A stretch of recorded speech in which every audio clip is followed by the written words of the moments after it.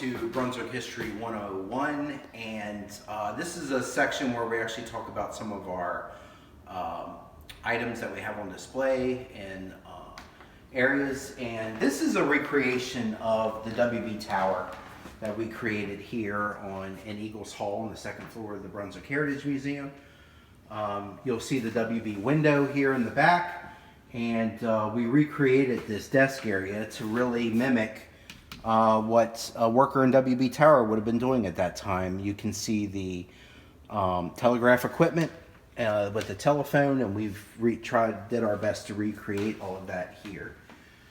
Two other items I'd like to really highlight here, maybe even more than that, but here is an example of what our train engineer would have been wearing.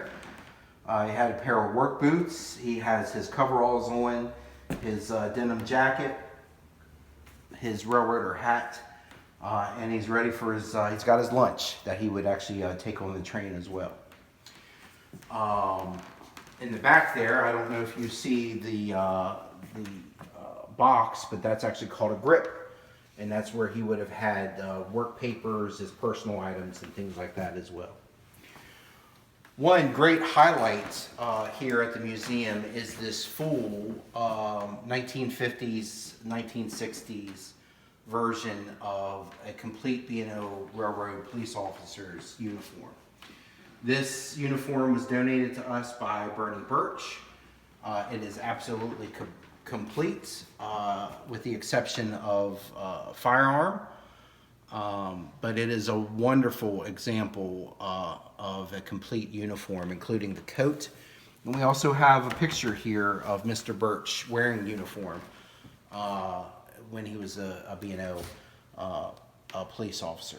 Mr. Birch actually got a chance to see this artifact on display. He passed away not too much later, and we're glad he got a chance to see it. One other item I can quickly, or maybe even two, that we can highlight is you can see the B&O Railroad mail bag in the back that would have been picked up by a passing train. And then the other interesting item here is you have to remember, before the age of telephones, this is a message hoop. And so a person working in the tower would type up a message, and the hoop was placed out, and someone on the train coming through was going to have to take their arm and actually grab this and pull the message off and throw the hoop back out. This message could have been as unimportant as there's mail at the next station to pick up, but it could be as important as there's a train stopped in front of you and you need to stop or you're going to crash. So actually, the ability to pick up this hoop while moving was very important.